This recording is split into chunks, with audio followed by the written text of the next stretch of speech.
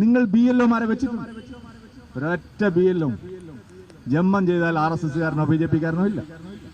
വെച്ച BLOമാരെല്ലാം DYFIക്കാരാണ്, CPIക്കാർ CPMകാരാണ്. അപ്പൊ ഈ BLOമാർ ഞങ്ങളെ സഹായിച്ചോ? നിങ്ങളെ പഞ്ചായത്ത് സെക്രട്ടറി ഞങ്ങളെ സഹായിച്ചോ? NGO യൂണിയൻകാരില്ലാത്ത ഏതെങ്കിലും ഒരു ഓഫീസ് ഇവിടെ ഉണ്ടാവും? ഒന്നുകിൽ സുനിൽകുമാറിനെ തോപ്പിക്കാൻ CPMന്റെ പഞ്ചായത്ത് സെക്രട്ടറിമാരും BLOമാരും ഞങ്ങളെ സഹായിച്ച് കാണണം. ഞങ്ങൾ ഒരു സഹായം തേടിയിട്ടില്ല, അതിൽ നിന്നാണ് ഈ ആരോപണമെങ്കിൽ മര്യാദയ്ക്ക് പണിയെടുത്തു സുരേഷ് ഗോപി. എന്താ ജയിച്ചത്? വെറുതെ ജയിച്ചതല്ല. 5 കൊല്ലം മുമ്പ് ഇവിടെ മത്സരിച്ചു, തോറ്റു, ഒരു പരാതിയില്ല. ഇവിടെ തന്നെ നിന്നു, ജനങ്ങൾക്ക് വേണ്ടി പ്രവർത്തിച്ചു.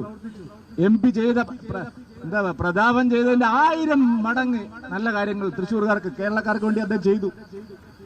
ഞാൻ നിങ്ങളോട് ഒരിക്കൽ കൂടി പറയാണ്, സുരേഷ് ഗോപിക്കെതിരെ നിങ്ങൾ എന്തെല്ലാം ഉമ്മാക്കി കാണിച്ചിട്ടുണ്ടോ എല്ലാം പൊളിഞ്ഞ് പാളീസായി പോയി.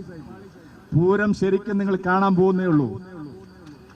2029 സുരേഷ് ഗോപി, 2034 സുരേഷ് ഗോപി. ഞാൻ നേരത്തെ പറഞ്ഞു, കുറുനരികൾ കുറച്ചുകൊണ്ടേയിരിക്കുക. ഗജവീരൻ നെറ്റിപ്പട്ടം കെട്ടി ഈ പൂരത്തിന്റെ മണ്ണിൽ, വടക്കുന്നാഥന്റെ മണ്ണിൽ, ശക്തൻ തമ്പുരാന്റെ മണ്ണിൽ അങ്ങനെ നിവർന്നു നിൽക്കും. അതാണ് ഭാരതീയ ജനതാ പാർട്ടി. ഞാൻ ദീർഘിപ്പിക്കുന്നില്ല. 2 കാര്യങ്ങളിൽ മറുപടി വേണം. ഒന്ന്, സുരേഷ് ഗോപിയുടെ ഓഫീസ് അതിക്രമിച്ച് കയറി കരിയോലൊഴിച്ചവരെ നിയമത്തിന് മുമ്പിൽ കൊണ്ടുവരണം. അടക്കമുള്ള BJPക്കാരുടെ തലക്കടിച്ച് കൊല്ലാൻ ശ്രമിച്ച പോലീസ് ഉദ്യോഗസ്ഥന്മാരെ സസ്പെൻഡ് ചെയ്ത് അവർക്കെതിരായ നിയമ നടപടി സ്വീകരിക്കണം.